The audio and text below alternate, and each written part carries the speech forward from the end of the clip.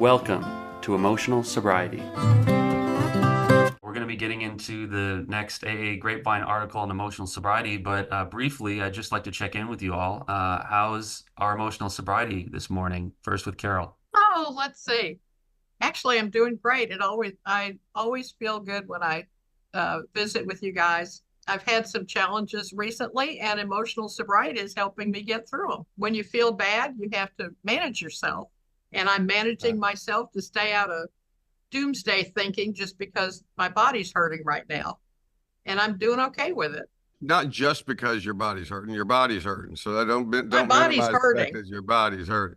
No, Yeah. my body really hurts. I'm on Mm-hmm. week 13 of shingles. I have post-herpetic neuralgia. Wish I didn't, and but I'm managing myself, and I'm doing okay. Good. So I'm grateful for emotional sobriety. It seems counterintuitive that when your body hurts, that emotional sobriety would be the thing that could come through for you and kind of fill those gaps. But can you explain just briefly, Yes, yes. Week 3, I started catastrophizing and fantasizing that this would never go away and my life would be hell, and I didn't know if I could make it. Well, guess what? Sure, I can. And if it doesn't go away, I can still make it. But I plan on it going away. I hope it goes away. I think it'll go away. It does for most people. So I'm not worried about it. I've really surrendered it, and I'm just not going to catastrophize. I'm staying in the moment. If I start hearing little whispers of stinking thinking, I call my daughter or call some friends to talk about anything, and it goes away. So I'm just using my tools of staying in community with my people and managing my thinking. I'll just tag on to that real quickly. That I want to need to make amends and apologize to Carol, because as soon as she told us what she was going through, I sent her an email that said, this is a catastrophe and I don't think it's ever going to go away. And I think you're just doomed forever. And apparently that was not the right thing to say. So I will be working on getting a little bit more clear and honest from here on. But anyway, Thank you, Tom. I'm good. I forgot we were doing it. I was sitting out in my backyard. The weather's nice today, reading a novel, and I got a text that I was supposed to be working. So I'm glad to be here, and looking forward to getting back to my novel. What novel are you reading, Tom? The Man Who Died Twice. It's a series from an English humorist. I can't Osmond. Can't remember his first name. His last name is Osmond, and it's a series of the Thursday Murder Club. It's just light, fun reading. This is the second book in 4, I think, and I just finished a pretty heavy book the other day, and I thought I need something just for fun, and this one's just wonderful. He's a great writer, and he's hilarious. I just imagine a doppelganger for Tom who is an English humorist rather than a Southern gentleman. Right. It's like, he looks just like Tom, but he's wearing like tweed and, it's. Die. Oh, I have one of those hats like Allen's. It's like, I was at the gas station, spread very thin, trying to do too many things at once, and I left my wallet on top of the car and then drove away with it and lost all my cards and everything right before a trip I have to take.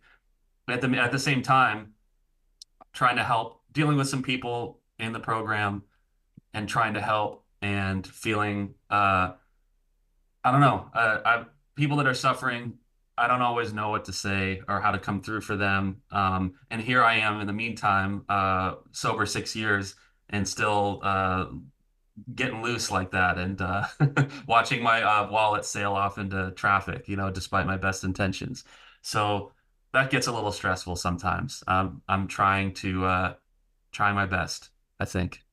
I had that happen at Disneyland. We pulled into a McDonald's. I went and bought everybody food, and I put my wallet on the top, drove away. Halfway down the freeway, I realized, oh, shit, my wallet was on the road.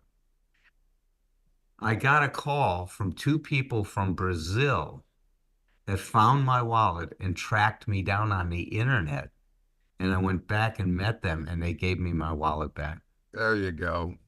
I mean, There's hope. There may be hope. I don't know. It's like that gives you That was one something. of those things about emotional sobriety. I lost it. I went back. I tried to find it. I went inside the McDonald's. I called the McDonald's. They couldn't find it.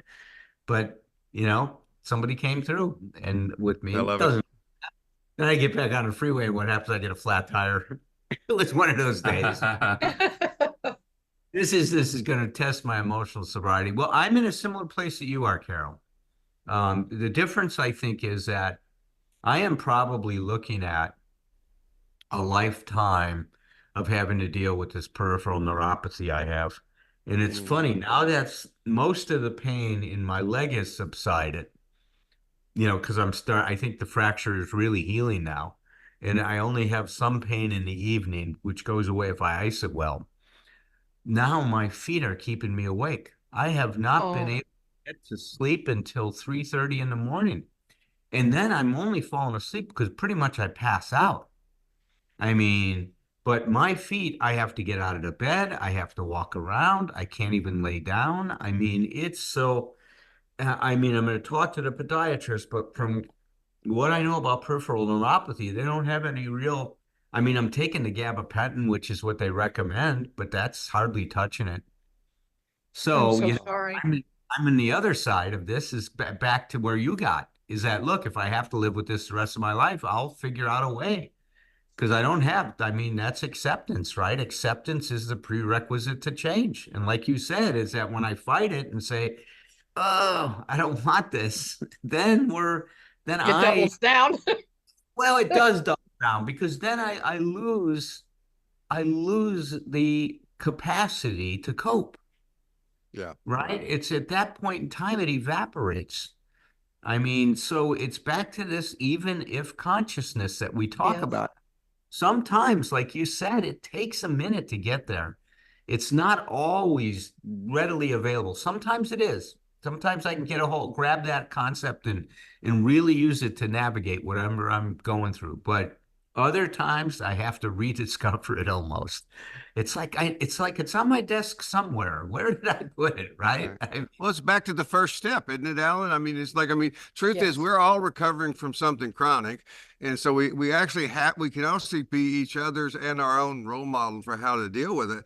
It's just you have to plug in the new content, and it's like you're powerless over your peripheral neuropathy. It's like and it's like and I was going to say this to Patrick when he was talking about just 6 years and it's still happening. The number of years doesn't fucking matter in terms of what we experience. We're just as human anytime along the way. That's all that is. It's like we'll be leaving our wallets, both literally and figuratively. We'll be leaving our wallets on top of the car, at various times just because we're human. And Alan, I'm sorry to hear that, and I know you'll deal with it, and know that we're here to support. Absolutely. Did you have this before your surgery? Yes, I think the surgery has aggravated it, though. I will say, I don't remember. Before with 2 Advil, I used to be able to control it, and now I'm taking 3 Advil, and it's still not touching it. Plus a half a tramadol and plus 300 milligrams, sometimes 600 milligrams of gabapentin, and it's nothing. Do you use that dual action Advil? That has made when I needed that made a world of difference for me. I've tried it. They had me on a lot of Advil and Tylenol. And the Tylenol, I stopped it because I don't get relief from Tylenol for some reason. Well, I don't either. But when they gave me the combination, it worked. Yeah, okay. Yeah, for me, for some reason, they do. They advocate that a lot because they supposedly hit different pain receptors. Yeah, no, but I always scoff at Tylenol. So, oh, you can take Tylenol. I go like, yeah, I guess I could eat M&Ms too, but that's not going to help my pain. Well, actually, from a neurotransmitter point of view, M&Ms might do you some good. You might care about it less. Here on our podcast, we like to cover science. And hey, let's not talk about advocating anything because I'm a what? Good point. For a psychologist is she ended up having to be, her license was put on probation because she talked about taking some kind of a supplement to deal with anxiety. And one of her listeners reported her. Oh, wow. They investigated her and they said to her, "You were practicing outside of this year's scope. You know, you're not a medical doctor. You can't recommend supplements for this and that." And she did it in a way that, like, I've just known some people that have used it, but because it's a psychologist saying it, it's so, you know, we are not recommending M&Ms. No, Please. no. And No, I was playing with I Tom. am, but I'm doing it as a certified candy provider. And it's like I am internationally certified as a candy provider. So you guys can't do it maybe, but I can. The candy man can, but I can't. Candyman. Hey, that might be a song. Yeah, just might. No, that wouldn't work. All right, well, here we are. I'll set this thing up. Here we go. We're continuing to explore all these wonderful Grapevine articles. The Grapevine has committed the whole month of January's issue to members who wrote in about emotional sobriety, and we've been week by week by week going through these articles and reading them to you. And then if there's any way that we can sweeten the pot at the end of it, we try to do so. And so today we're talking about, this is the January 2024 Grapevine article, Life Goes On, by Alan West from West Lynn, Oregon. And the header says he lovingly recalls the wisdom and kindness his sponsor gave him to reach out and pass on to others. This morning, I read the prayer of St. Francis, my sponsor Jack's favorite prayer. He helped me get into the prayer throughout our sponsor and sponsee relationship. About 5 months ago, I separated from my first wife, and today I plan to wrap up the quit claim to the house on my lunch hour. I also planned to deposit the 7 Tradition collection from our previous day's Tuesday noon downtown AA meeting. After getting my quit claim deed notarized, I wanted some chocolate, something fierce. Look at that, Tom. You There you anticipate. go. Job for me. But the thought came to me to rely on something from inside me. This alcoholic first looks outside himself to feel better. Boy, how many of us relate to that, right? Yep. I stopped walking and leaned against the trunk of a tree and faced the sun. Downtown was pretty busy, I noticed. The tree supported me. The sun warmed my cheeks. I thank God for Jack helping me through my recent personal turmoil. I didn't have time to make the bank deposit as my lunch hour had waned to a halt, so I double timed back to the office. At about 3:30, while working at my desk, I got a phone call. It was Jack's daughter. She called to tell me that Jack had died around 1 p.m. that day. She gave me the time and place for the funeral. After I hung up the phone, I realized that I had been at the notary public finishing my quitclaim to the deed when he died. I shook my head and grinned at yet another strange synchronicity I've experienced more than once in my sober life. Jack quitclaimed his body right when I was quitclaiming my deed. Jack was just another drunk like me, but he drank for 3 times as many decades as I did. Jack had 11 years of sobriety, and after our last AA meeting together, he told me he didn't expect to live much longer. Jack was close to 80, and his body was beaten down from diabetes and a lifetime of active alcoholism. But he sure lived the spirit of sobriety. In our last phone conversation 3 days ago, Jack told me some AA pals got him to the noon speakers meeting. One of the guys had the same physical limitations as Jack, confined to a wheelchair, and it was that man who whipped up the posse to round up Jack for the meeting. After a pause, I confessed a resentment I had to Jack, and after a short silence, he said, "There's just people. It shows you're human." "Yes, I am, Jack," I replied, "and I am human, and I really am not that much different than my fellow Earth peddlers, except for that one teeny tiny admission in our first step." After another pause, I reminded him not to pick up a drink. He agreed. It's always good for me to be told that by a friend, for what's good for this alcoholic might be good for another drunk like me. Carol? Usually at the end of our phone calls, we would plan for me to pick Jack up for a meeting, but this time we made no plan. And our last talk ended with his calm, assured, and thoughtful tone guiding me. Take care of yourself, he said. Don't step on your own tongue. That was such a Jack thing to say.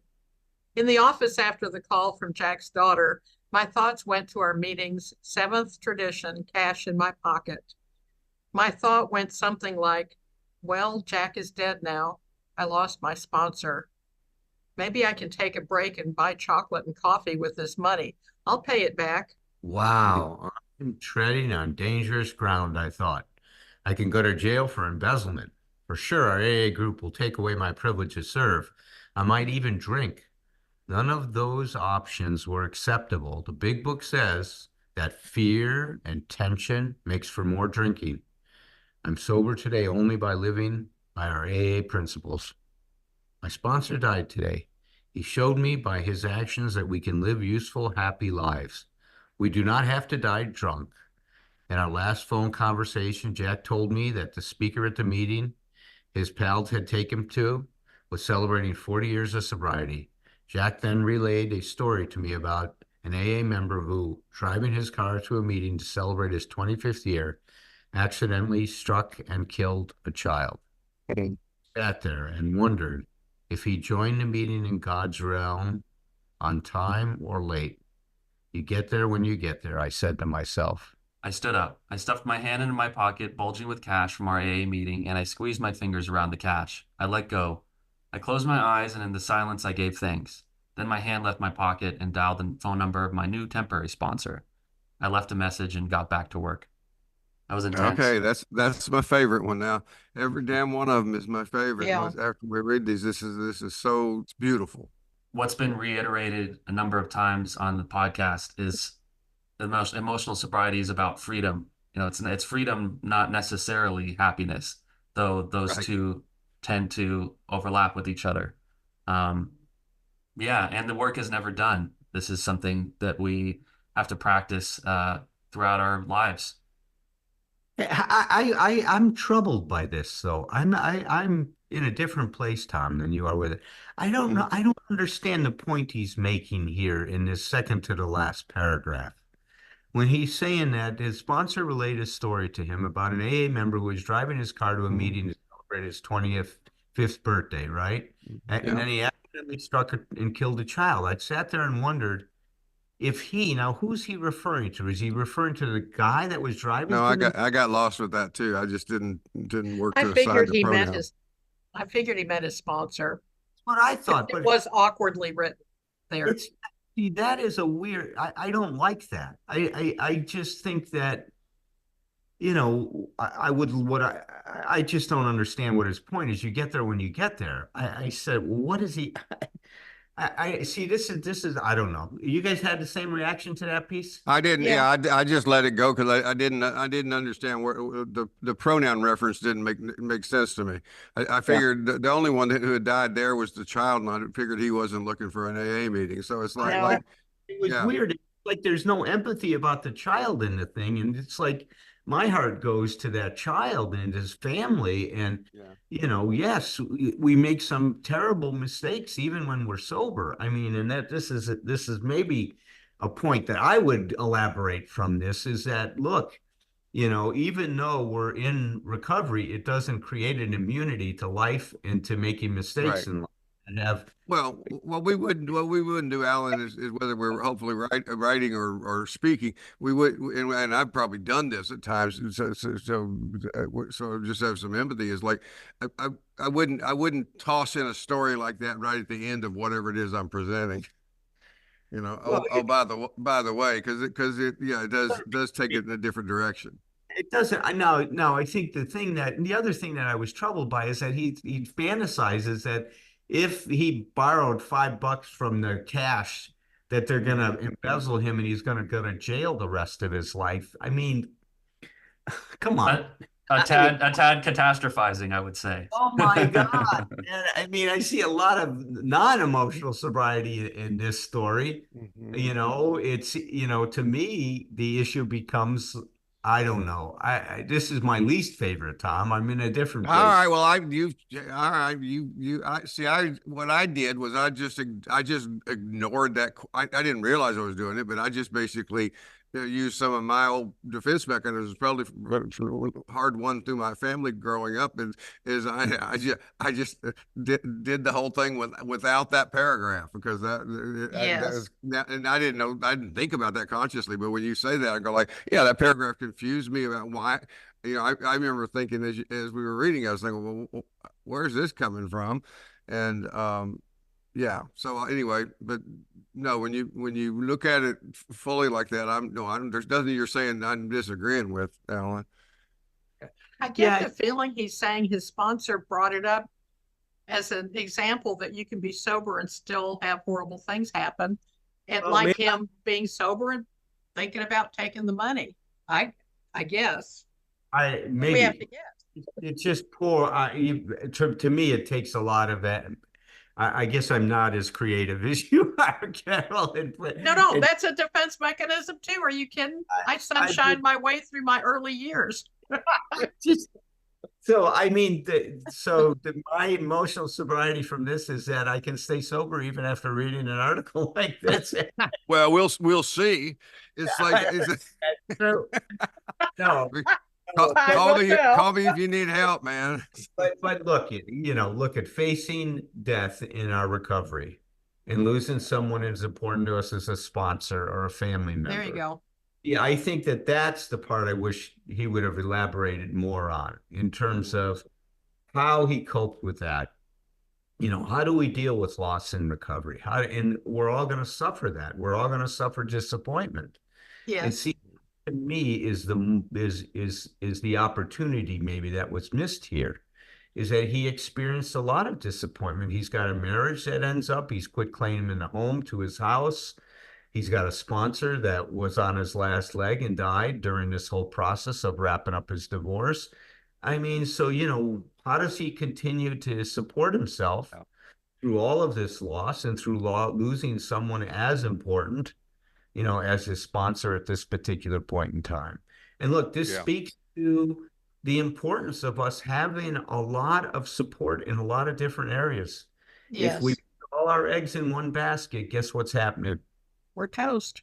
Yeah, well, we run the risk of ending in the same place that he does when something either that could be expected, Jack's sponsor was obviously getting old and struggling from a lot of different medical problems. But even unexpectedly, how many times we hear somebody just die of a heart attack at 50 years old or so? I mean, for the widow killer, right? In terms of that. So listen, that's to me the message that I hope we can send out to people here, that, emotional sobriety is about facing these vicissitudes of life and be able to face them and get to a place where we can grieve, allow ourselves to feel what we need to feel to heal. Yeah. And I really think it's through grieving properly that we recover the lost parts of ourselves that we all experience when we lose someone important to us. Because when we make an investment in someone and we lose them, we lose a part of ourselves. And so that's, to me, the message here is, don't run away from that grief. Don't run away from your disappointment. Don't run away from your pain. There are many important things that we can gain from it if we can endure that pain and go for the meaning and wisdom that's involved. Mm-hmm. And his acquiring of a temporary sponsor after that very important person in his life passed, I think shows that was cool. I like that too, Patrick. Yeah. He anticipated it, and we call that anticipatory coping. Is when you see something coming that's inevitable, you get ready for it. I just say, this is my post-traumatic stress. So in Vietnam, we would make sure we had plenty of ammo. if there was some intelligence that's saying that we were going to get hit that night, so we make sure that we restocked everything. So the same principle, it's different content, same principle. Yes, absolutely. I'm glad we're talking about this. I lost a couple of really important people to me, and it was very hard for a long time, but I did the grief work A friend of mine was hit by a drunk driver and killed instantly. And his wife and I were very close too. And Tom met her. It was Sandy. Oh, And Tom helped with, Tom did a workshop in Dallas, a 1-day deal. And he was very helpful to Sandy in facing grief. And what he shared with her has helped me a lot. And that is that just because the person you were close to has passed away doesn't mean the relationship has stopped. yeah. And I talk to Horton and Sandy a lot Yeah. and feel them. I hear them with me. Yeah, that's cool. She was a spiritual director after Horton died. She finished Mhm. graduate school. And Yeah. well, anyway, Well, the the good, relationship doesn't have to stop, and you can build on it with other people. no, it doesn't. But the part of us that was invested does get lost. And it does take the tears to get that back. And as you get it back, the relationship with that person will now exist in another way, metaphysically, like that you're Yes. talking. Mhm. Yes. Not physical, but it is a metaphysical one. Well, this is good. So let's, Patrick, did you want to say anything else about this before we sign off today? Oh, I just thought of a silly thing, but do you guys ever talk to the people that are gone? Whether it's I talk to my dad all the Yeah. Constantly. Yeah. Yeah. 53, so it's not silly at all. It's very Yeah. important. Oh, no, that's why and literally I speak to them out loud very often, and that's, I've always said, anybody's been around me, I have the speakers on outside of my head, and some people are more internal, but if you want to know what I'm thinking, all you gotta do is stand near me, and you'll hear it, and it's like, but no, that stuff is like what Carl was talking about. Relationships die. I mean, people die, but relationships never do, and and I had somebody, when I said that in one workshop one time, they said, well, it sure, they said it with kind of some resentment. They said, well, it sure as hell changes the relationship quite a bit. And I go like, I'll give you that. It does. It does, but the person is, you still have that relationship. And yeah, and the older I get, the more people I lose, Patrick, the more I'm chatting them up. I've got a little entourage of dead people hanging out. I bet your crowd gets pretty raucous. We do. Yeah. No. All right. Well, it's been a pleasure chatting with you guys. Good to see you all. Bye. Bye, Carol. Bye. Change your life, change your myth, cultivate your narrative with whomever you